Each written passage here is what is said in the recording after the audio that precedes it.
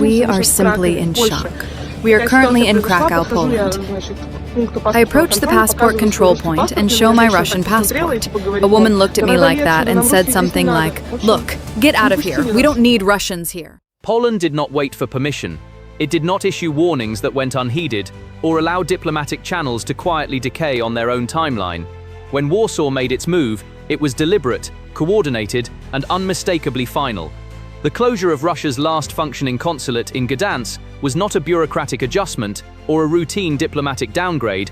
It was the removal of the last remaining formal point of contact between Moscow and Poland, and by extension, one of the most consequential remaining threads connecting Russia to the European Union's eastern frontier. That thread is now gone. To understand why this matters, you have to understand what that consulate actually represented. In the years following Russia's full-scale invasion of Ukraine in February 22, European governments across the board moved to curtail Russian diplomatic presence on their soil. Embassies were downsized, consular staff were expelled, visa processing was restricted, then frozen. What remained in Gdańsk was a stripped-down operation, a skeleton presence that still technically allowed Russian citizens to access legal support, apply for travel documents, and maintain some vestige of official representation in a NATO member state. It was the last open door in a wall that had been steadily closing for 3 years. Warsaw just sealed it shut. This is not a story about paperwork. It is a story about the systematic elimination of every operational bridge between Russia and Europe, diplomatic, logistical, commercial, and human, and what happens to the people and systems that depended on those bridges to function. The consequences are already visible. They are playing out at border crossings, in airports across the Middle East, along freight rail corridors that stretch from Shanghai to Hamburg, and inside Russia itself, where the social contract between the government and the governed is under a strain that official messaging refuses to acknowledge. What Poland has done is not simply close a consulate, it has completed a process of strategic severance that began as a reaction to war and has evolved into something more calculated, the deliberate construction of a new geopolitical wall along Europe's eastern edge, one built not with concrete and barbed wire alone, but with policy, infrastructure, and institutional exclusion. And the architecture of that wall is now, for the first time, essentially complete. The immediate and most visible consequence has been the impact on Russian citizens themselves. Reports have emerged of Russian nationals being turned away at Polish border crossings despite holding valid documentation.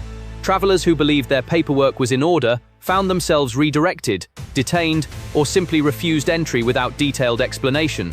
The experience at these crossings has become one of institutional suspicion, where a Russian passport is treated not as a neutral travel document, but as a risk signal requiring elevated scrutiny or outright rejection. Polish border officials have broad discretionary authority, and in the current climate, that discretion has increasingly been exercised in one direction. For those already outside Russia's borders, the situation has become significantly more complicated.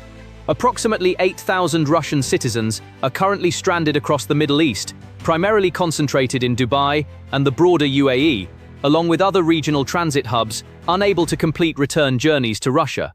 The reasons are layered. Airspace restrictions stemming from the ongoing conflict have eliminated direct routing options that previously existed. Carriers that once serviced routes connecting Russia to the wider world have suspended operations or been barred from relevant airspace entirely. What this means in practice is that thousands of people, tourists, business travelers, people who left Russia for short trips and expected to return, are now sleeping in hotel rooms they can no longer afford to extend, waiting in airport terminals for flights that keep getting rescheduled, or trying to navigate transit options through third-country hubs that were never designed to absorb this volume of stranded passengers. This is not a temporary inconvenience. For many of these individuals, the combination of consular closure, restricted airspace, and increasingly hostile processing at European borders has created a situation without a clear resolution path. The institution that would normally assist them, the Russian consulate, either no longer exists in the relevant jurisdiction or is operating at a fraction of its previous capacity. The safety net that diplomatic infrastructure provides to citizens abroad has in this part of the world effectively been removed. Now consider how this situation came to exist, because the sequence of events that led here is as important as the current state of affairs. Poland's escalating response to Russia did not materialize in isolation or without provocation, at least from Warsaw's perspective. The single most important triggering event was the explosion on a rail line connecting Warsaw to Lublin. a route that has been quietly functioning as one of the primary overland corridors for weapons deliveries and military aid flowing from NATO countries into Ukraine.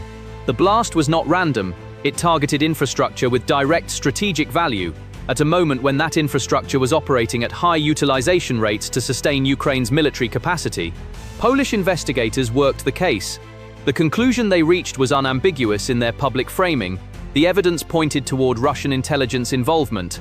Polish Foreign Minister Radosław Sikorski went further, publicly stating that Russia was responsible not only for this incident, but for a broader pattern of covert interference operations targeting Poland and its allies. The statement carried weight because Sikorski is not given to imprecise language. When a foreign minister of Poland, a country that shares a direct land border with the Russian exclave of Kaliningrad and a land border with Belarus, a state that functions in many respects as an operational extension of Russian power, makes that kind of direct accusation publicly, it represents a political commitment, not a rhetorical gesture. It means Warsaw has decided that the cost of naming the actor is lower than the cost of continued ambiguity. Poland's response was constructed in layers, each designed to impose a specific type of cost. The suspension of consular services was the diplomatic layer. The closure of border crossings, 10 separate crossings along the borders with Belarus and Kaliningrad, was the logistical layer. And the Eastern Shield program, a €2.5 billion border fortification initiative that Warsaw announced and began funding with notable speed, represents the physical and strategic layer. Together, these three components are not independent reactions. They form a coherent architecture of deterrence and exclusion, designed to send a single consolidated message. Poland has made a strategic decision to treat the border with Russia's sphere of influence as a line to be hardened, not managed. The Eastern Shield itself deserves attention beyond the headline numbers. The project encompasses anti-tank ditches, drone interdiction systems, electronic surveillance infrastructure, and security buffer zones. It is not simply a fence, it is a layered defensive system built on the assumption that the threat environment along Poland's eastern border has permanently changed, and that the old paradigm of managed engagement and normalized cross-border movement no longer reflects operational reality. For Warsaw, this is not overreach, it is, in their framing, the minimum necessary response to a threat posture that has been demonstrated through observable actions, not hypothetical scenarios. But the consequences of Poland's decisions extend far beyond the bilateral relationship between Warsaw and Moscow. They ripple outward across multiple systems simultaneously, and some of those systems involve actors and interests that have nothing to do with the war in Ukraine. The most economically significant of these ripple effects involves the northern corridor of China's Belt and Road Initiative. This overland freight route, one of the most ambitious and commercially important infrastructure projects of the 21st century, runs from China through Kazakhstan, across Russia, through Belarus, and into Poland, where it connects to the broader European rail and road network. It is, in practical terms, the overland backbone of Sino-European trade for a substantial category of goods. Container trains carrying electronics, manufactured components, and high-value cargo have been running this route for years, and the economics were compelling. Faster than sea freight, cheaper than air, and increasingly reliable as infrastructure investments on both ends of the corridor matured. Poland's border closures have introduced a structural disruption to this system. Freight trains that expected to transit smoothly from Belarus into Poland are now encountering closed crossings, extended processing delays, and in some cases complete halts. The supply chain implications are not trivial. Goods already in transit are stuck. Cargo loaded and shipped based on arrival time commitments cannot meet those commitments. The commercial relationships built around this corridor, the logistics companies, the manufacturers who plan production schedules around these delivery windows, the European importers who incorporated overland Chinese freight into their inventory management, are all absorbing unexpected costs and uncertainty simultaneously. From Beijing's perspective, this development is uncomfortable in ways that go beyond simple commercial inconvenience. China has invested enormous political capital in positioning the Belt and Road Initiative as a demonstration that its infrastructure-led foreign policy delivers concrete benefits to participant countries. When a key segment of a flagship corridor is disrupted by a geopolitical conflict that China has, publicly and repeatedly, insisted it has no role in fueling, it creates a credibility problem. How do you sell infrastructure partnerships as a pathway to reliable connectivity when the reliability of those connections is ultimately contingent on the stability of a war that your largest bilateral partner started? The impact on Belarus is similarly significant. though for different reasons.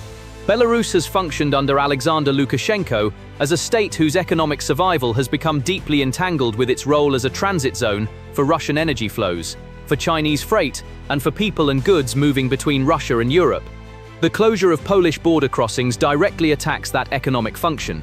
Transit fees, customs revenue, and the commercial activity that clusters around active border infrastructure are not abstract line items for Minsk. They are a meaningful component of the economic output of a country that has already been subjected to substantial Western sanctions and whose access to international financial markets is severely constrained.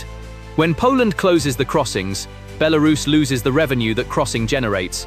There is no near-term replacement for that income. Kaliningrad's situation is structurally different, but strategically more acute. The Russian exclave, a militarily significant enclave of Russian territory sitting between Poland and Lithuania on the Baltic coast, completely separated from mainland Russia by land, has always been dependent on transit routes through neighboring states for a substantial portion of its supply chain. Rail connections through Lithuania and road connections through Poland have historically provided the logistical spine of Kaliningrad's connection to the Russian mainland. As those connections are restricted and crossings are closed, Kaliningrad's dependence on Baltic Sea shipping routes increases. That dependence is a strategic vulnerability, and both Warsaw and Vilnius understand it perfectly. The ability to constrain Kaliningrad's land connectivity is, in effect, a form of strategic leverage, one that NATO's eastern members now hold more firmly than at any previous point. This leverage matters for a reason that goes beyond the current conflict. It establishes a precedent and a demonstrated capability. Poland, Lithuania, Latvia, and Estonia have now shown through observable, documented action that they possess the collective will and institutional capacity to restrict Russia's access to European territory in ways that impose real costs. That demonstration changes calculations, not just in Moscow, but in every capital that is watching this situation develop and drawing its own conclusions about the durability and seriousness of NATO's eastern members. Inside Russia, the effects of this accumulating isolation are being felt across multiple layers of society, though the official narrative is working hard to prevent those effects from coalescing into organized political pressure. The phenomenon that has emerged, described by some Russian civil society observers as a sense of living in an open prison, is not simply a metaphor. It reflects a concrete material reality.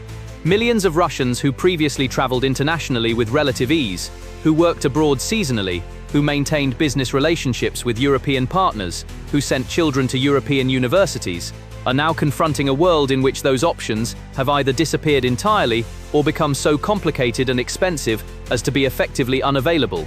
This is not a marginal population.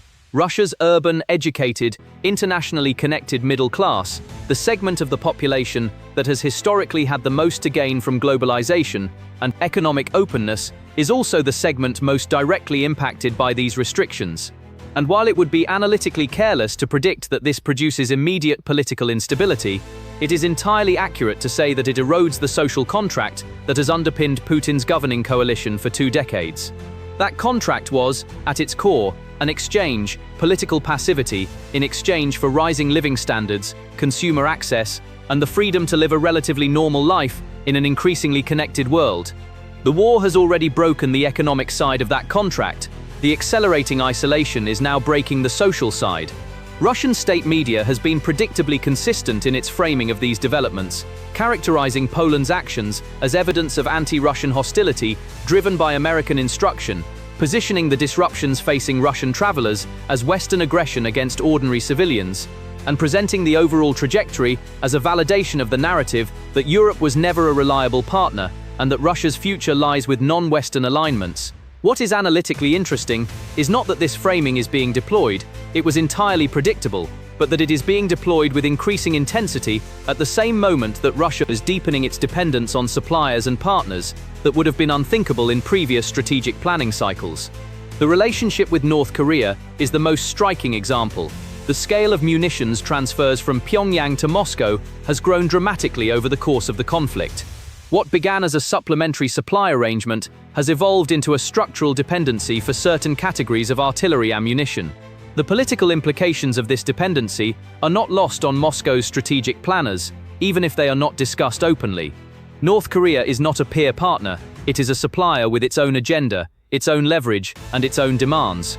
The more dependent Russia becomes on Pyongyang's production capacity, the more the power dynamics within that relationship shift, and not in Moscow's favor.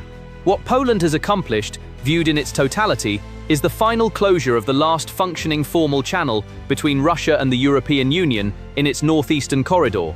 The consulate closure in Gdańsk was the capstone on a structure that was built piece by piece over 3 years. Every expelled diplomat, every closed crossing, every suspended visa program, every layer of the Eastern Shield added one more element to a barrier that is now, functionally, complete. Russia has no remaining diplomatic infrastructure in Poland. It has severely restricted land access to Belarus and Kaliningrad. It has disrupted the commercial corridor that China needed to believe in. And it has made it unmistakably clear, through spending €2.5 billion on defensive infrastructure, that this is not a temporary posture adopted in crisis conditions. It is a permanent strategic realignment. The signals worth watching now are specific and consequential. First, how does Moscow respond to the consulate closure with a symmetrical diplomatic move that further formalizes the rupture, or with something less predictable? Second, what happens to the Chinese freight corridor in the medium term? Does Beijing begin investing in alternative routing through the Caucasus or Central Asian corridors? And what does that mean for the political economy of the Belt and Road? Third, how does the situation for Russian citizens stranded abroad evolve? Does Russia attempt to establish alternative consular pathways through third-country partners? And if so, which ones? And what does that reveal about Moscow's perception of which relationships remain viable? Fourth, and perhaps most critically, does the demonstration of Eastern NATO's willingness to use border control and diplomatic exclusion as strategic tools change the deterrence calculus in ways that stabilize the situation, or in ways that create new pressure points that neither side has fully modeled? What has changed is not simply the status of one consulate in one Polish port city. What has changed is the map of connectivity itself. The lines that once connected Russia to Europe, through trade, through people, through institutions, through infrastructure, have been systematically removed. What remains is a frontier, hardened and monitored, where movement in either direction is now an exception rather than a norm. That transformation, completed quietly through a succession of administrative and policy decisions over 3 years, is as significant as any single battlefield development. It defines the shape of the next phase of this conflict and the world that will exist when the conflict eventually ends. Russia is not merely isolated from its neighbors, it is isolated from the architecture of connectivity that defines modern economic and political power. And the country that just closed the last door made sure the lock was the kind that cannot be picked quickly. This report is based on observable developments and strategic analysis, with some details still evolving as events continue to unfold.